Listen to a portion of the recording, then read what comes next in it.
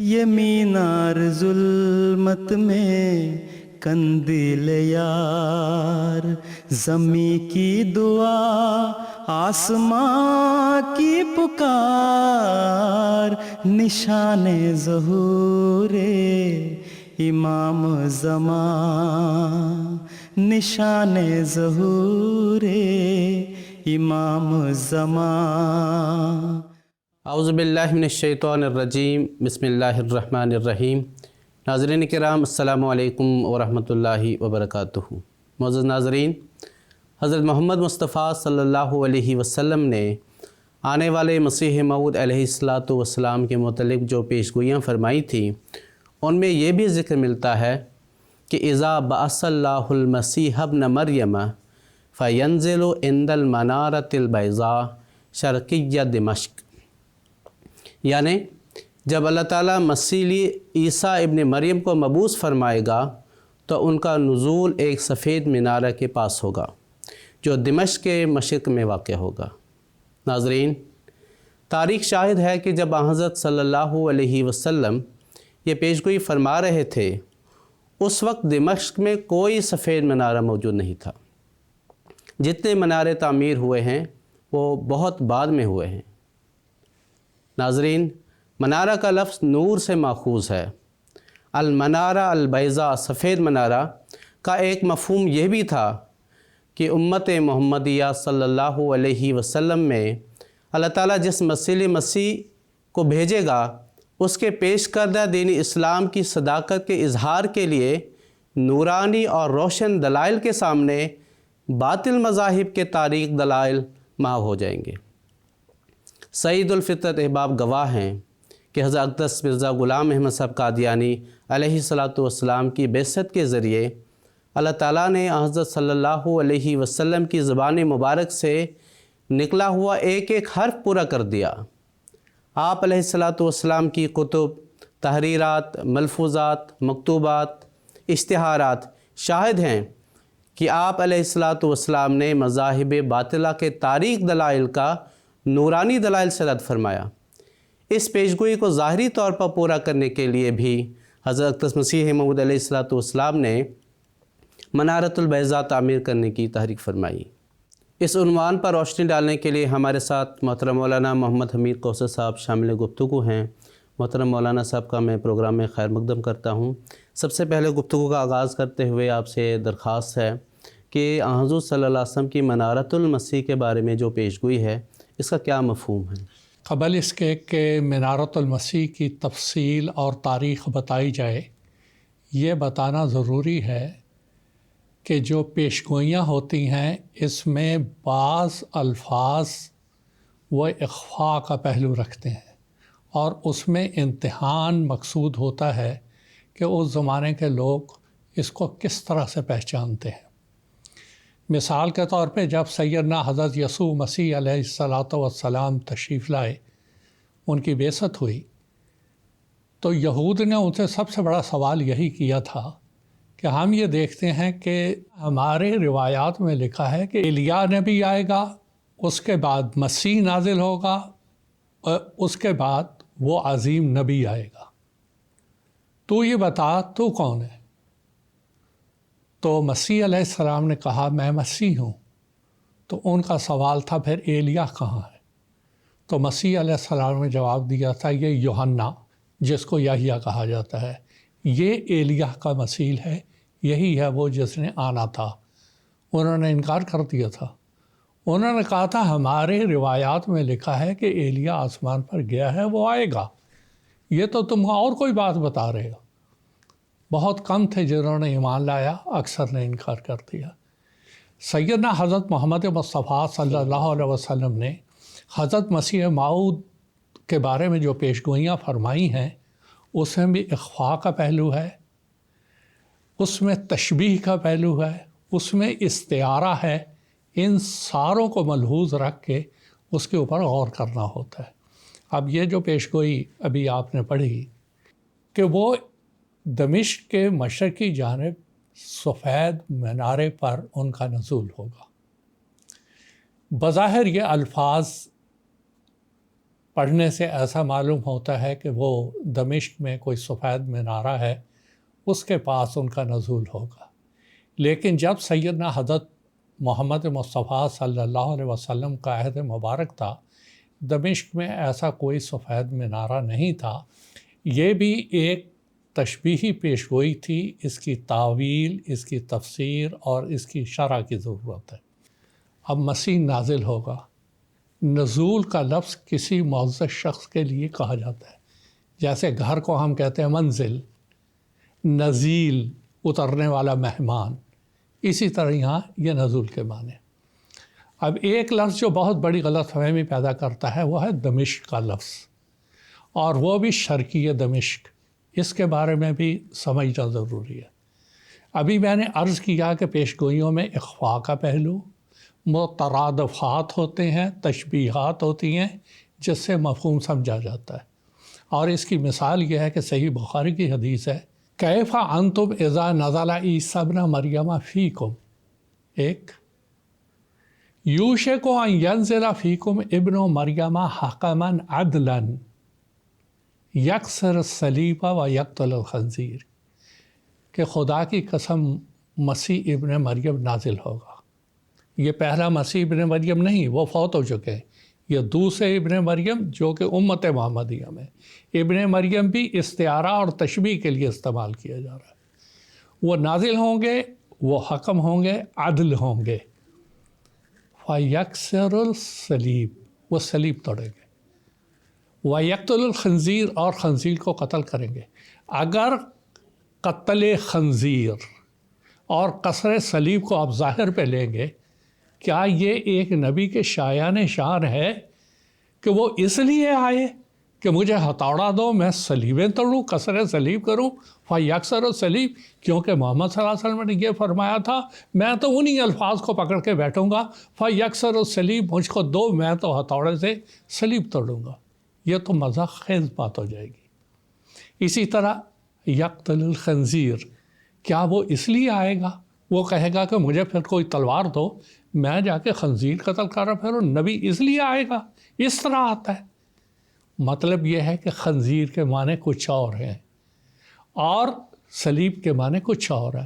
خنزیر کے معنی پلید الطبع، خبیث الفطرت، اور صلیب سے مراد یہ ہے کہ جو عقائد تثلیثیہ ہیں ان کا وہ دلائل کے ذریعہ سے رد کرے گا، یہ مراد ہے۔ اب یہاں جو دمشق کی بات کی جا رہی ہے وہ بھی سمجھنا ہوگا۔ سیدنا حضرت مسیح موعود علیہ السلام نے اپنی کتاب ازالۃ الاوہام میں یہ بیان فرمایا کہ دمشق سے مراد بھی قادیان ہے، اور اس وجہ سے کہ اس میں پلید الطبع لوگ رہتے ہیں۔ دمشق میں جس طرح یزیدی رہتے تھے جنہوں نے امام حسین کو قتل کیا اور شہید کیا، اسی طرح یہاں کے لوگ جو اسلام مخالف ہیں وہ میرے قتل کے منصوبے بنائیں گے۔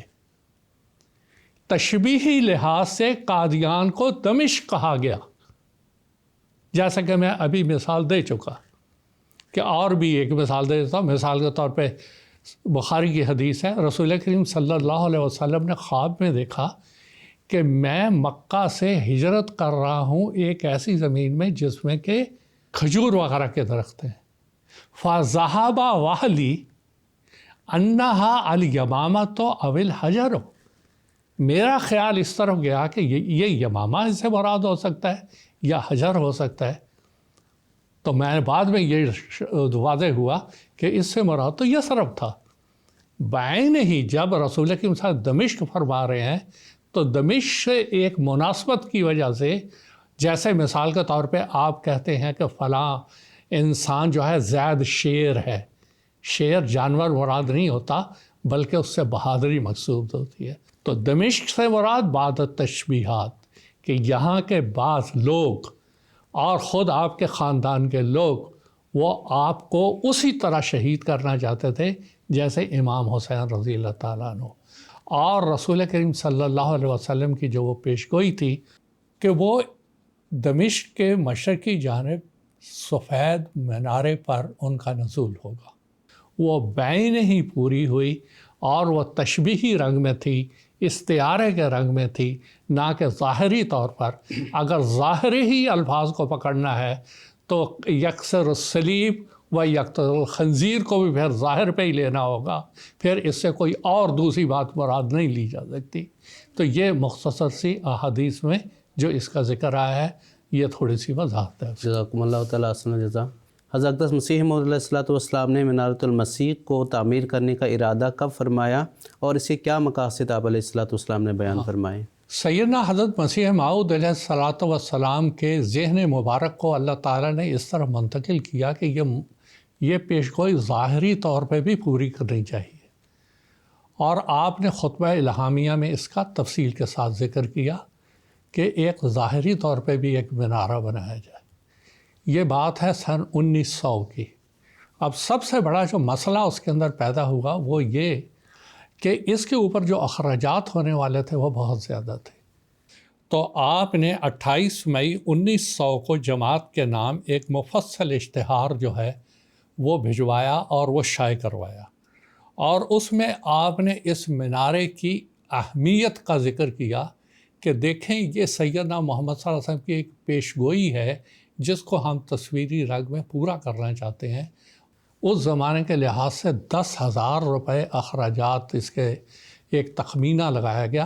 तो हज़रत खलीफतुल मसीह सानी रज़ियल्लाहु ताला अन्हु बयान करते हैं कि उन्हीं दिनों में मस्जिद मुबारक में इस सिलसिले में बहुत सी मीटिंगें वगैरह हज़रत मसीह साहब इस ताल्लुक़ से बातचीत करते थे, मशवरे मांगते थे।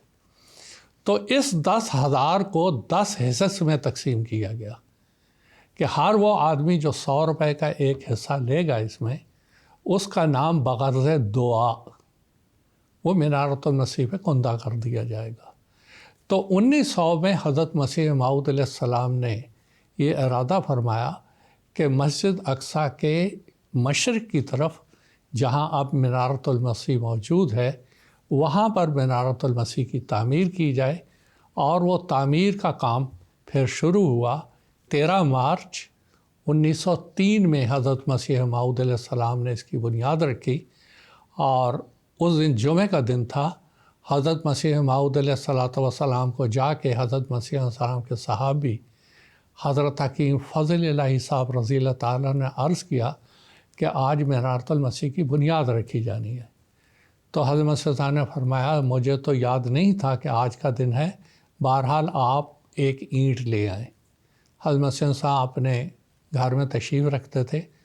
उस ईंट को आपने अपने रान पे रखा और बहुत देर तक दुआ की, और बाज़ कहते हैं कि आपने एक दम भी किया उस ईंट की बरकत के लिए। और उसके बाद ये फरमाया कि इसको मग़रिब की तरफ रख दिया जाए। जो मीनारे की चादर ये बुनियाद खोदी गई है, इसके मग़रिब की तरफ आप इसको नस्ब कर दें, नीचे रख दें। चुनाचे हज़ूर अलैहिस्सलाम के इरशाद के मुताबिक वो ईंट वहाँ पर रख दी गई, और ये जो बुनियादें हैं ये बहुत गहरी हैं, और वहाँ पर इसको नीचे उतर के वहाँ पर रखा गया। तो इस तरह से इसकी बुनियाद हज़रत मसीह सल्लल्लाहु के ज़माने में रखी गई, और हज़रत मसीह सल्लल्लाहु का ज़हन अल्लाह ताला ने इस तरफ भी माइल किया कि इसको ज़ाहरी तौर पे भी एक मीनारा तामीर कर दिया जाए। और वैसे जो इसके मानवी जो इसके मफ़हूम था वो तो नूर से निकला था कि इसके नूरानी दलाइल हैं, वो उसके साथ मसीह नाजिल होंगे और सारी दुनिया में वो दलाइल जो हैं वो फैलाए जाएंगे। तो ये है थोड़ी सी इसकी तारीख़। जज़ाकुमुल्लाह तआला अहसन जज़ा।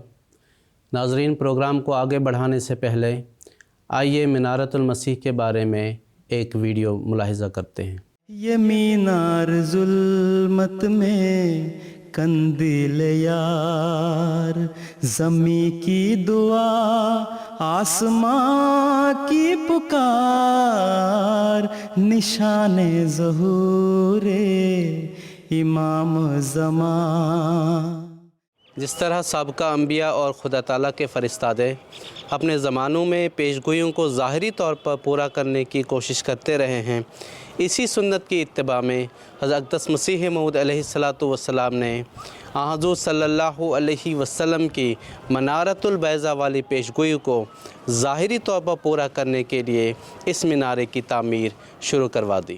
فرشتوں کا محبت نوائے ہیرا، یہ مینار بیضاء یہ طور ثنا، زباں پر صدا اس کی صلی اللہ۔ مسجد اقصیٰ کو یہ فخر و اعزاز حاصل ہے کہ سیدنا حضرت اقدس مسیح موعود علیہ السلام نے سیدنا محمد مصطفیٰ صلی اللہ علیہ وسلم کی پیشگوئی کے مطابق مسجد اقصیٰ کے صحن کو منارۃ المسیح کی تعمیر کے لیے منتخب فرمایا۔ 13 مارچ 1903 کو مسجد اقصیٰ کے صحن میں منارۃ المسیح کی بنیاد رکھی گئی۔ یہ خوبصورت اور دلکش منارہ 105 فٹ اونچا ہے۔ اس کی 3 منزلیں، اوپر ایک گنبد اور 92 سیڑھیاں ہیں۔ حضرت اقدس مسیح موعود علیہ السلام کی دیرینہ خواہش کے مطابق ان مخلصین چندہ دہندگان کے نام اس مینارہ پر درج ہیں جنہوں نے 100 روپے چندہ دیا تھا۔ نشان ظہور امام زمان، نشان ظہور امام زمان۔ ناظرین، پروگرام کو آگے بڑھاتے ہوئے میں محترم مولانا محمد حمید کوثر صاحب سے یہ دریافت کرنا چاہوں گا کہ منارۃ المسیح کی تعمیر پر مخالفین نے بہت کوششیں کی اس کو روکا جائے، تو اس کی کیا تفصیل ہے؟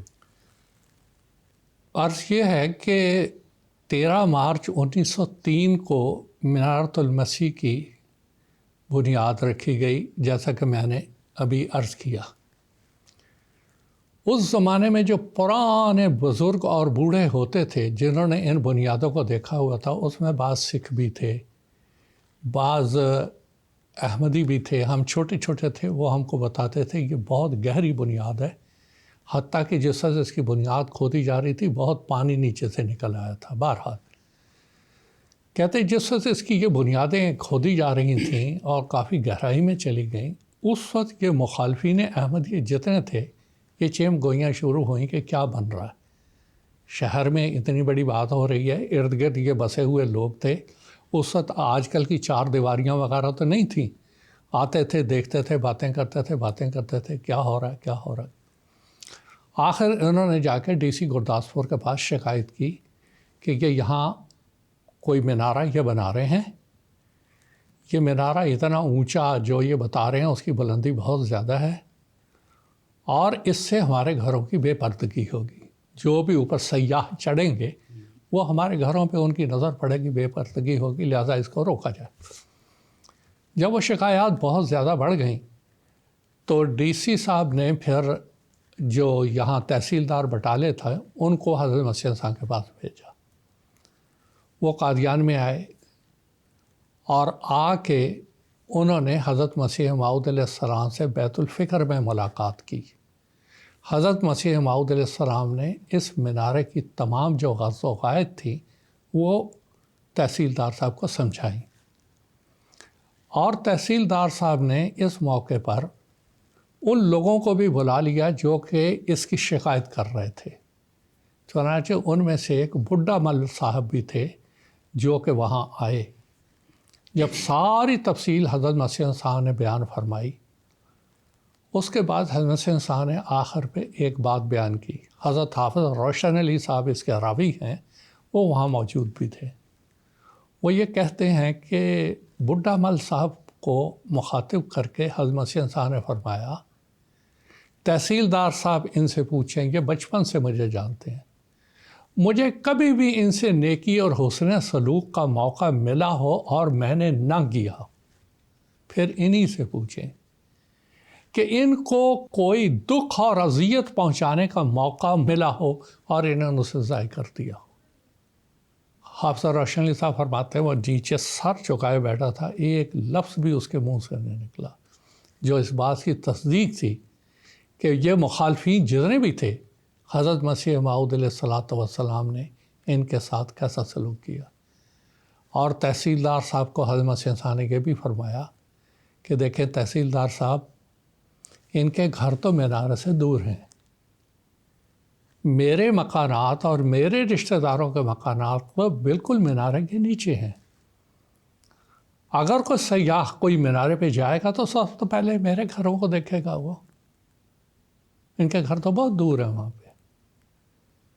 تو یہ تو کوئی عذر نہیں ہے، جس نے اپنا پردہ کرنا ہے وہ خود کرے گا۔ اور حضور نے مثال دی کہ مثال کے طور پہ یہ دیکھیں، سامنے ڈپٹی شنکر داس کا مکان ہے، اتنا اونچا ہے، وہاں اگر کوئی چھت پہ چڑھتا ہے ہمارے گھر پہ نظر پڑتی ہے، مگر ہم نے تو کبھی ان سے شکایت نہیں کی۔ یہ باتیں سن کے تحصیلدار بہت متاثر ہوا، سارے شواہد حضرت مسیح عیسیٰ نے بیان کیے۔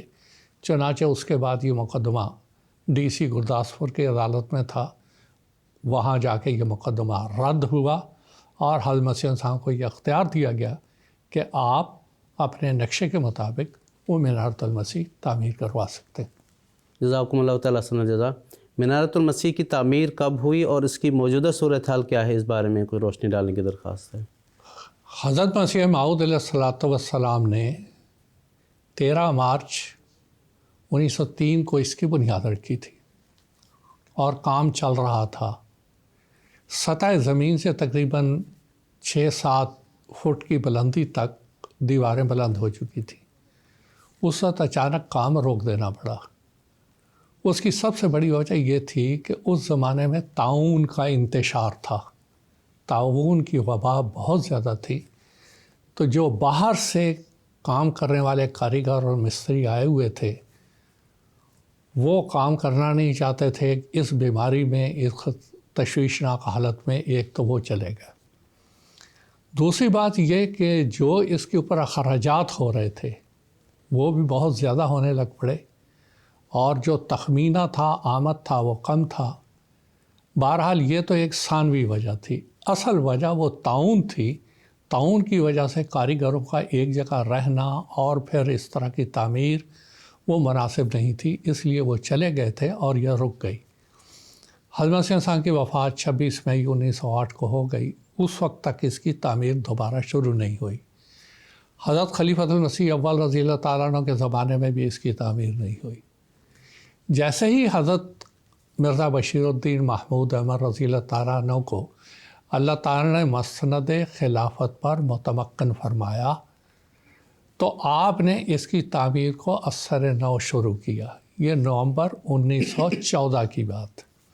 خطبہ جمعہ ارشاد فرمایا اور اس کے بعد جہاں تعمیر کا کام رکا تھا وہاں اپنے دستے مبارک سے اینٹ رکھ کر دعا کر کے اس کی تعمیر دوبارہ شروع کروائی، اور 1915 دسمبر تک اس کی تعمیر مکمل ہو چکی ہوئی تھی۔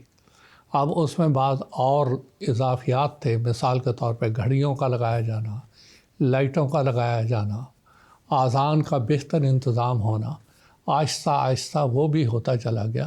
اس طرح مینارۃ المسیح پایہ تکمیل تک پہنچا۔ 1939 میں جماعت احمدیہ نے 50 سال مکمل ہونے پر ایک جوبلی منائی تھی۔ اس کے 2 مقاصد تھے، ایک تو جماعت احمدیہ کی تاسیس پر نصف صدی مکمل ہو چکی تھی، دوسرے حضرت خلیفۃ المسیح ثانی رضی اللہ تعالیٰ عنہ کی خلافت پر 25 سال مکمل ہو چکے تھے۔ اس وقت جماعت احمدیہ نے ایک تجویز رکھی تھی کہ جماعت احمدیہ کا ایک علم تیار کیا جائے، لوائے احمدیت جس کو ہم کہتے ہیں۔ اس کی تشکیل کے لیے مختلف تجاویز تھیں، بہرحال وہ پایہ تکمیل تک پہنچی۔ اس وقت جو آپ کو لوائے احمدیت نظر آتا ہے، جماعت کا لوائے احمدیت، خدام الاحمدیہ کا لواء، اسی طرح لجنہ معلیٰ کا لواء، ان سب میں مینارۃ المسیح کی تصویر ہے، سفید مینارۃ المسیح کی تصویر ہے۔ حضرت مسیح موعود علیہ الصلوۃ والسلام نے خطبہ الہامیہ نے فرمایا، ہماری طرف سے صلح کاری کا سفید جھنڈا بلند کیا جاتا ہے، سفید مینارے کی علامت، اور حضرت مسیح موعود علیہ السلام نے وہ جھنڈا بلند کیا اور آج لوائے احمدیت پر مینارے کی یہ تصویر یہ اشارہ دے رہی ہے کہ جو سفید جھنڈا ہے وہ جماعت احمدیہ کی طرف سے بلند ہے۔ ساری دنیا میں جہاں کہیں بھی لوائے احمدیہ لہرایا جاتا ہے وہ منارۃ المسیح کے مقاصد کو پورا کرتے ہوئے لہرایا جاتا ہے۔ اور وہ مقاصد تھے کیا؟ حضرت مسیح موعود علیہ السلام نے خطبہ الہامیہ میں واضح طور پر بیان فرمائے تھے کہ اس کا پہلا مقصد یہ ہے کہ مؤذن اس کے اوپر مینارے کے اوپر چڑھ کر 5 وقت اذان دے گا اور اشہد ان لا الہ الا اللہ محمد رسول اللہ یہ اذان کے کلمات دہرائے گا۔ اس سے مراد یہ ہے کہ اس مینارے کے ذریعہ اور اس مینارے پر پوری دنیا میں وحدانیت الہی اور رسالت محمد صلی اللہ علیہ وسلم کا اعلان کیا جائے گا۔ دوسرا مقصد اس کا یہ تھا کہ اس میں روشنیاں اور لائٹیں لگائی جائیں گی۔ شروع میں وہاں ہونڈے لگائے گئے گیس کے، اس کے بعد جیسے بجلی آئی اور بجلی کے یہ کمکمے اور یہ لائٹیں لگائی گئیں۔ اس کا مقصد یہ تھا کہ نور آ چکا ہے، یہاں سے نکلنے والا نور پوری دنیا کی نورانیت کا سبب بنے گا اور جتنی ظلمات اور تاریکیاں ہیں ان کو ختم کرے گا، اور اللہ تعالیٰ کے فضل سے یہ کیا جا رہا ہے۔ تیسرا اس کا مقصد حضرت مسیح موعود علیہ السلام نے یہ بیان فرمایا تھا کہ اس کے ذریعہ سے ایک اذان ہوگی، دوسرا روشنیاں ہوں گی، روشنیاں چاروں طرف پھیلائی جائیں گی، اور تیسرا یہ تھا کہ اس پہ گھڑیاں لگائی جائیں گی، بڑی بڑی گھڑیاں۔ اور وہ ایک تمثیلی اور تشبیہی زبان میں یہ پیغام تھا کہ جو وقت امام مہدی مسیح موعود کے ظہور کا تھا وہ یہی وقت تھا اور وہ ظاہر ہو چکا ہے، اور یہ منارۃ المسیح تمہیں اس کی بین دلیل ہے۔ اور دوسرا کہ جو قوم اپنے وقت کو پہچانے گی وہی دنیا میں ترقی کرے گی۔ اور تیسرا اس وقت کو تم پہچانو اور اللہ کی طرف سے آئے ہوئے جو معمور ہے اس کو جھٹلاؤ نہیں۔ یہ 3 اغراض کے تحت یہ مینارہ تعمیر کروایا گیا تھا۔ سیدنا احمد صاحب نے اس کو اس کے مقاصد کے تحت تعمیر کروایا تھا۔ اور جب لوائے احمدیت تیار ہوا وہاں خاص طور پہ اس کو رکھا گیا۔ حضرت مسلم موعود رضی اللہ تعالیٰ عنہ کا ایک شعر بھی ہے، تم اس وقت تک جس کا مفہوم یہ ہے کہ اس وقت تک دم نہیں لینا جب تک کہ ساری دنیا میں نہ لہرائے لوائے قادیان۔ لوائے قادیان تو کوئی الگ ہے نہیں، یہی وہ لوا ہے جو ساری دنیا میں لہرائے گا۔ یہی مینارہ خدام احمدیہ کے لوا میں ہے، یہی مینارہ لجنہ کے لوا میں ہے، اور بار بار یاد دہانی کے لیے ہے۔ اس منارۃ المسیح کی جو اغراض سیدنا حضرت محمد صلی اللہ علیہ وسلم نے اس حدیث اور باقی احادیث میں بیان فرمائی اور قرآن مجید نے بیان فرمائی، ان مقاصد کو ہمیشہ پیش نظر رکھنا اور ان کو سر بلند رکھنا۔ اسی لیے یہ دعا کی جاتی ہے جب ہم لوائے احمدیت لہراتے ہیں، ربنا تقبل منا انک انت السمیع العلیم، کہ ہماری قربانیوں کو تو قبول فرما، اور یہ ہم اس کی رفعتوں تک پہنچا رہے ہیں۔ تو یہ اس کے منارۃ المسیح کے مقاصد تھے جو اصل میں رسول کریم صلی اللہ علیہ وسلم نے اپنی اس حدیث میں بیان فرمائے، جو لمبی حدیث ہے، اور پھر حضرت مسیح نے وضاحت کے ساتھ اس کو خطبہ الہامیہ اور اپنے بعد دوسری تالیفات میں بیان فرمایا۔ جزاکم اللہ تعالیٰ احسن الجزا۔ معزز ناظرین، اس کے ساتھ ہی ہمارا آج کا یہ پروگرام اپنے اختتام کو پہنچتا ہے۔ میں محترم مولانا صاحب کا شکریہ ادا کرتا ہوں۔ بس اللہ تعالیٰ سے دعا ہے کہ جیسا محترم مولانا محمد حمید کوثر صاحب نے بھی فرمایا حضور حضرت مسلم رضی اللہ تعالیٰ عنہ کے شعر کے حوالے سے کہ میرے پیارے دوستو تم دم نہ لینا جب تک ساری دنیا میں نہ لہرائے لوائے قادیاں۔ اللہ تعالیٰ سے دعا ہے کہ وہ ہمیں ایسے دن نصیب کرے کہ ہم ساری دنیا پر احمدیت کا غلبہ دیکھیں اور ساری دنیا پر علم اسلام لہرا رہا ہو۔ وآخر دعوانا ان الحمد للہ رب العالمین۔